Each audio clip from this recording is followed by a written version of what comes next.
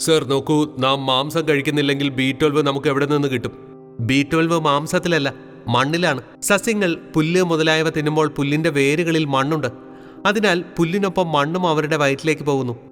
ആ മണ്ണിൽ B12 ഉണ്ട്. അത് അവരുടെ ശരീരത്തിലേക്കും എത്തുന്നു. അതിനാൽ B12 മാംസത്തിലാണ്. അത് മാംസത്തിലാണെന്ന് നിങ്ങൾ ചിന്തിക്കുവാൻ തുടങ്ങുന്നു. പക്ഷേ അത് യഥാർത്ഥത്തിൽ മണ്ണിലാണ്. മനുഷ്യർക്ക് മുൻപ് അധികം B12 ആവശ്യമില്ലായിരുന്നു. കാരണം നാം നേരിട്ട് മരങ്ങളിൽ നിന്ന് പഴങ്ങൾ തിന്ന് നിലത്ത് നിന്ന് പച്ചക്കറികളും വേരുകളും പറിച്ചെടുത്തു. അതിനാൽ നമുക്ക് നേരിട്ട് B12 കിട്ടി. പക്ഷേ ഇപ്പോൾ നമ്മൾ വളരെ വൃത്തിയുള്ള ആളുകളായി മാറിയിരിക്കുന്നു. അതിനാൽ ധൂളിന്റെയും മണ്ണിന്റെയും അവസാനത്തെ അംശം വൃത്തിയാകുന്നത് വരെ നമ്മൾ നമ്മുടെ പഴങ്ങളെയും പച്ചക്കറികളെയും തുടച്ചുകൊണ്ടേയിരിക്കുന്നു. അതിനാൽ ഇപ്പോൾ നമുക്ക് B12 കിട്ടുന്നേയില്ല.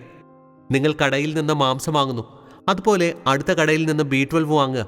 ഓർഗാനിക് രീതിയിൽ നിർമ്മിച്ച B12 വിപണിയിൽ ലഭ്യമാണിന്ന്. സസ്യങ്ങളെ അടിസ്ഥാനമാക്കിയുള്ള ശുദ്ധ ശകാകാരി വീഗൻ B12 വിപണിയിൽ ലഭ്യമാണ് താനും. അത് വളരെ വില കുറഞ്ഞതുമാണ്.